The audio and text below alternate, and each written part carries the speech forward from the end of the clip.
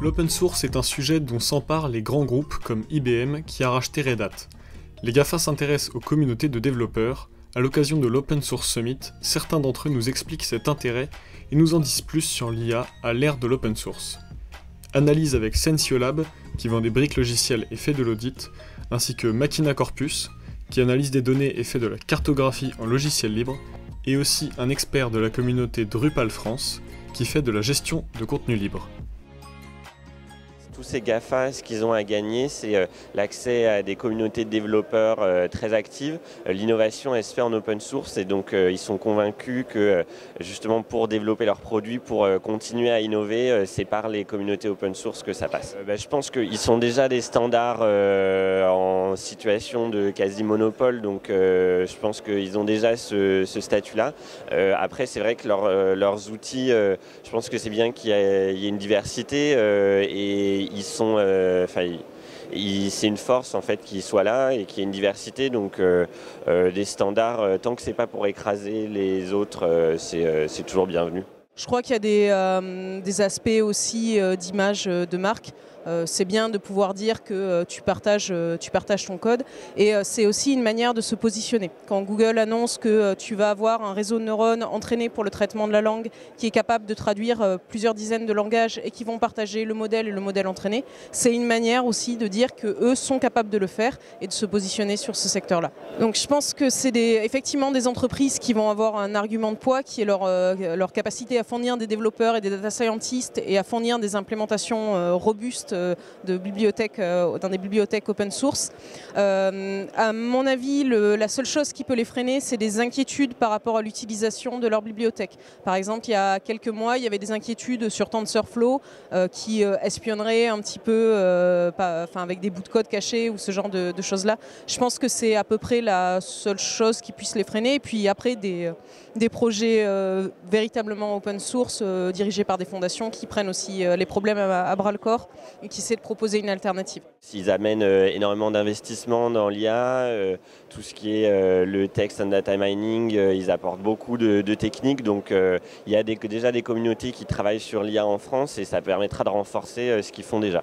L'IA, c'est un grand mot, les entreprises commencent à s'y intéresser. Après, je pense que l'IA comme l'open source, les entreprises se rendent compte que ça devient indispensable, qu'elles en ont besoin pour leur transformation digitale, leur développement.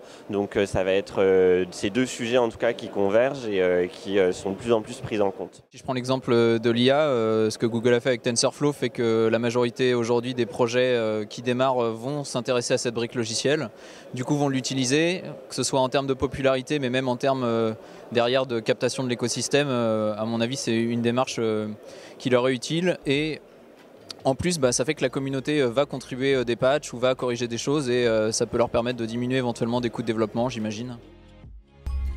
Et l'open source est un outil que les GAFA utilisent de plus en plus. Mais leur but n'est pas le même que celui des communautés. Les frontières ne sont pas si étanches que ça. Il y a beaucoup de développeurs qui travaillent pour les GAFAM et qui font de l'open source.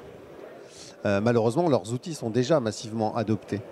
Après, il y a des choses qui laissent tomber parce que ce sont des entreprises qui sont là pour faire de l'argent et parfois ils développent des choses, ils les mettent sur le marché et puis ils se rendent compte que ça ne marche pas si bien que ça et ils les laissent tomber. Et du coup, ils abandonnent leurs utilisateurs qui étaient partis sur ces technos-là. C'est un peu comme les séries télé.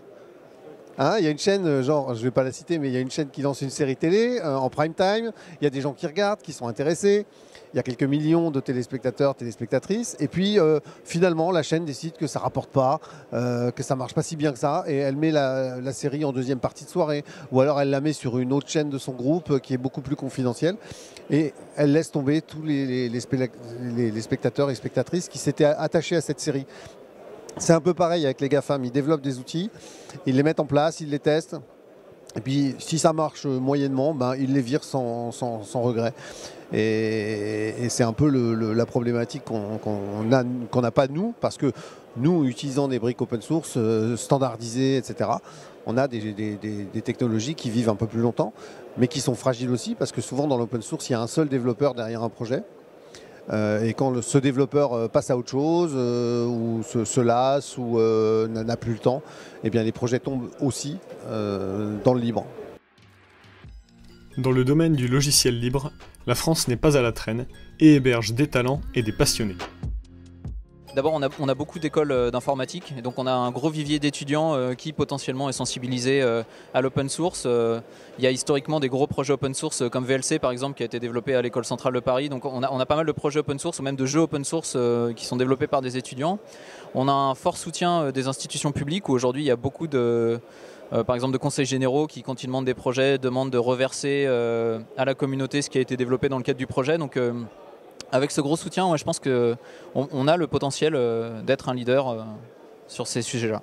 Travailler en open source ou dans le libre en tout cas, ça attire des passionnés, ça c'est sûr, et donc des gens qui vont se donner à fond et qui vont sans doute travailler de façon plus passionnée que quelqu'un qui ferait ça juste pour manger. Et du coup, on attire des talents, on a des gens très intéressants et très compétents qui viennent travailler pour le libre. Mais il faut quand même que le modèle économique permette à ces gens-là de s'y retrouver. Parce qu'ils sont peut-être pas prêts à amputer 20% de leur salaire pour travailler dans l'open source, par exemple. Donc, il y a vraiment des pistes à explorer pour que ces gens-là puissent vivre de leur travail. Et c'est vrai que si Google vous fait un pont d'or pour venir travailler chez eux, vous allez peut-être réfléchir à 2 fois. Microsoft et Amazon ou Google, ils ont une énorme avance en termes à la fois de serveurs et de captation de données, donc ils ont beaucoup plus d'opportunités de faire tourner des algorithmes ou de travailler certains algorithmes. Après, par exemple, en France, l'INRIA a développé un très bon framework qui s'appelle Scikit-learn en Python, qui est très documenté, très utilisé, très simple à utiliser avec une API très facile. Donc je recommande aux gens d'utiliser ça. Il y a d'ailleurs des logiciels et des algorithmes, y compris développés par les GAFAM, qui se basent sur cette API-là parce que justement elle est facile d'accès. Donc il y a de plus en plus de ponts entre les différentes briques open source.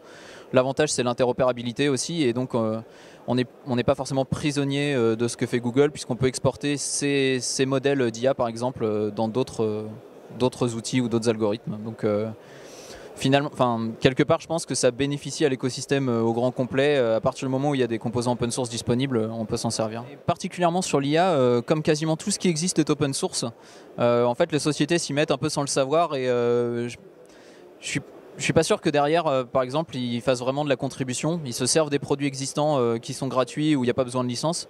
Je suis pas certain que les grandes entreprises y contribuent à ce point, mais j'espère que ça va venir en tout cas.